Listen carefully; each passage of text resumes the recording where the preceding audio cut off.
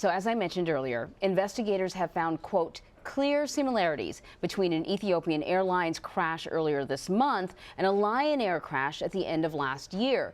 Both involved Boeing 737 MAX 8 aircrafts, according to the country's transportation minister. The Ethiopian Airlines flight crashed shortly after takeoff. All 157 people on board died in that crash.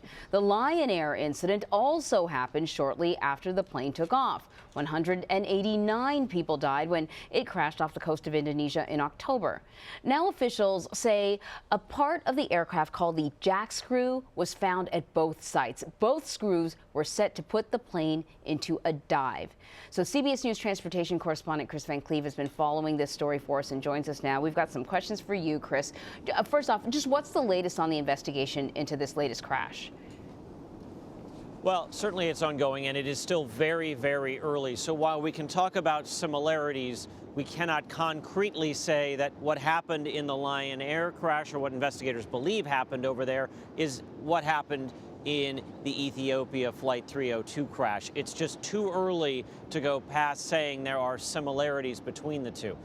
French investigators were able to completely download the contents of the two black boxes, including the one that had been damaged. That information has been handed over to Ethiopian investigators. It is their investigation to lead. The FAA, the NTSB, and Boeing are participants. They are there in a support or an assist role at this point.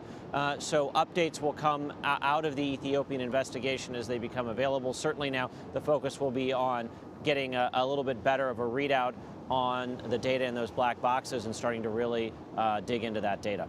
So now we have all the 737 MAX 8 and 9 planes grounded across the globe. But I heard that it could take maybe even a month to get the final report on what happened with Ethiopian Air. So how long can we expect these planes to be grounded? Well, we'll get a preliminary report from the Ethiopians in about a month. These investigations can go on for well over a year. You know, we're looking at the Lion Air crash was in October. We may not have a final report on that crash until late in the year. So the grounding of the MAXs could go on. We could be talking weeks, we could be talking months. When the FAA grounded the 787 for a battery issue, that situation went on for about 3 months.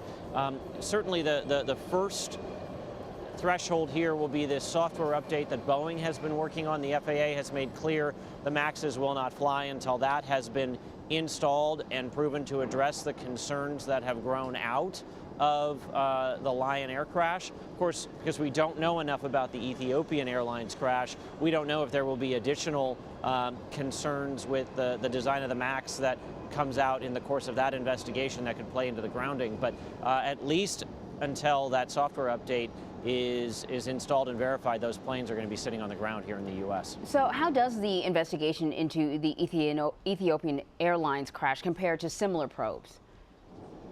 Well, certainly from a U.S. standpoint, it's very different when the NTSB and U.S. authorities are not in a lead role.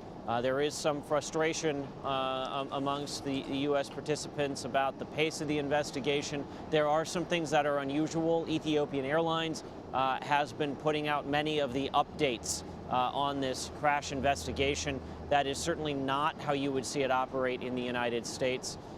There was an effort early on to get the black boxes flown to Washington, D.C. in the NTSB lab.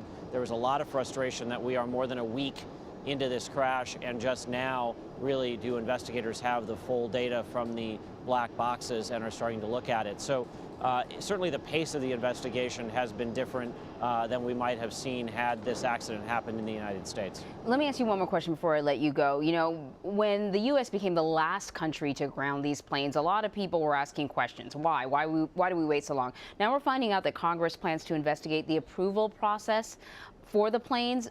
What are lawmakers hoping to find out? Well, I think there are probably 2 points there, if I can unpack that a little bit.